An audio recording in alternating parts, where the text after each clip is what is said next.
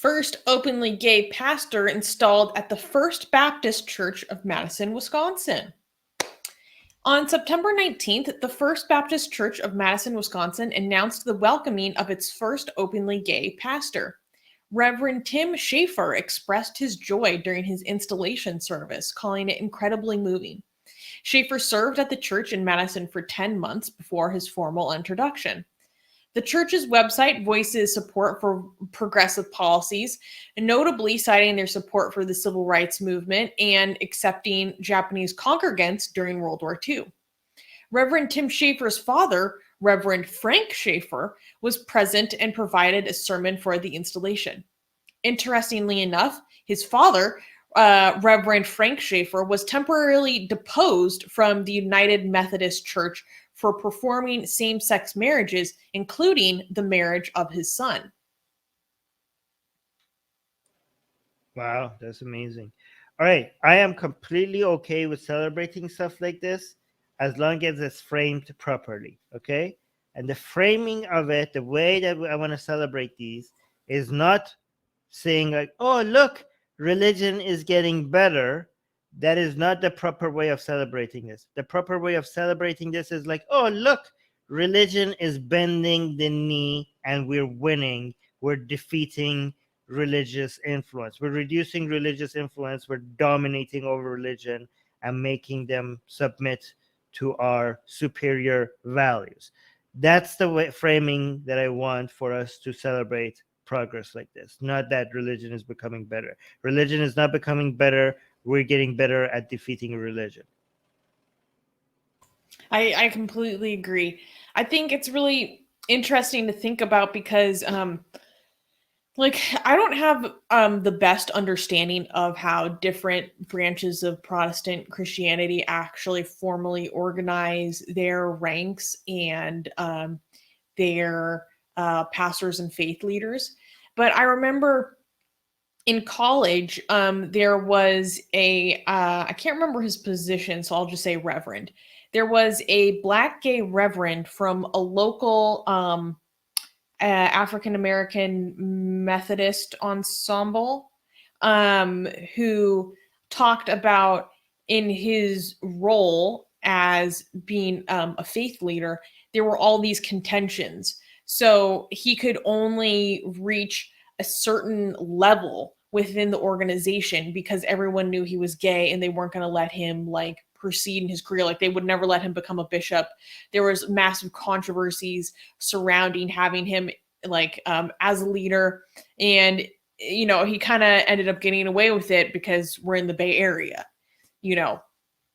And so this is a Baptist church. Like I'd be very curious to see how the Baptist national structure actually tackles these situations and deals with these things. Like to what extent is this sanctioned by the broader Baptist body and their actual literature and positions on these things versus, you know, just one congregation doing its own thing, which happens sometimes.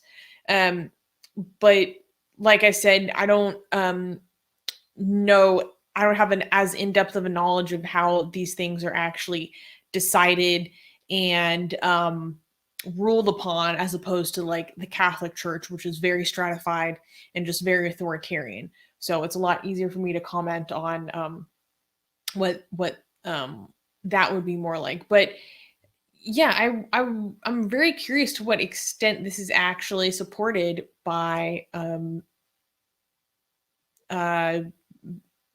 American Baptism at large.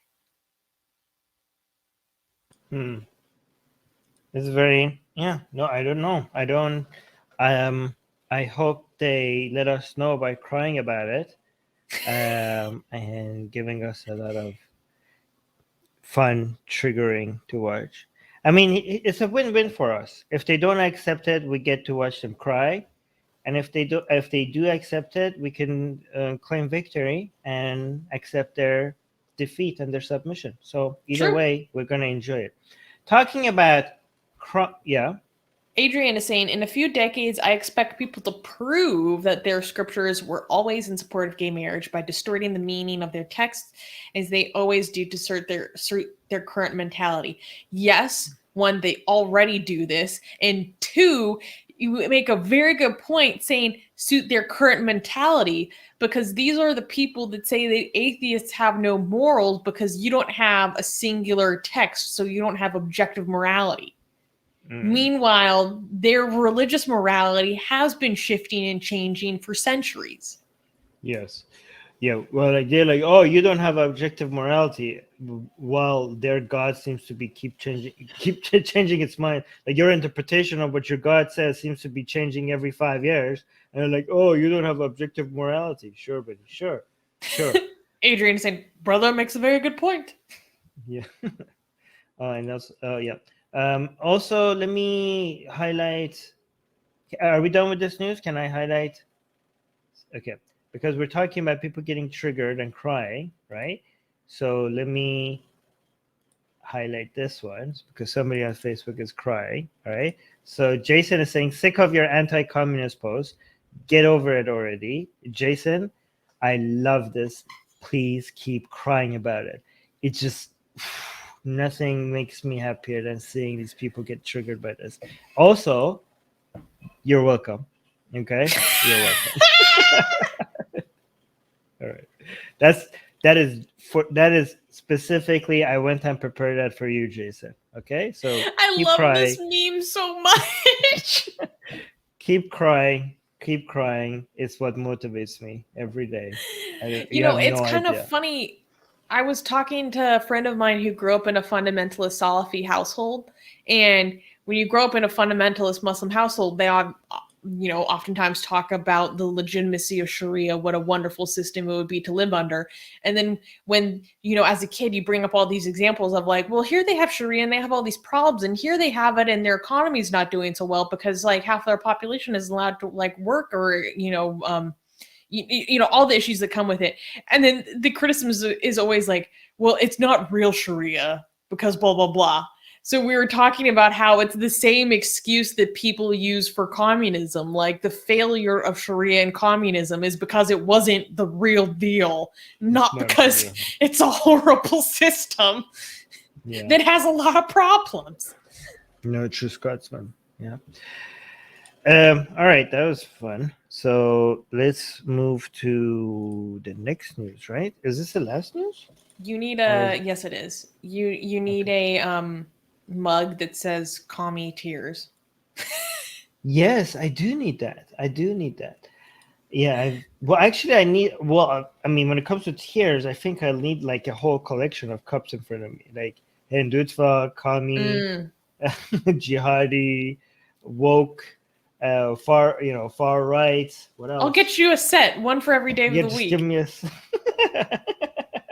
No, I need a cup that says like tears of, and then it has like a whole list, and it's like, and then you can check off which one it is. Yeah, you can check off. Yes, exactly. Hey guys, if you're a fan of Blasphemy and Sexy Callie, like me, then you need to be sure to subscribe to our newsletter. Link in the description below. Because if you subscribe, we will send you a free copy of our Blasphemous Art ebook. And let me tell you, it is the tastiest blasphemy that you can find anywhere available today. And we are so generous with our blasphemy that we continue to send you more blasphemy every week. So make sure to subscribe. Link in the description below.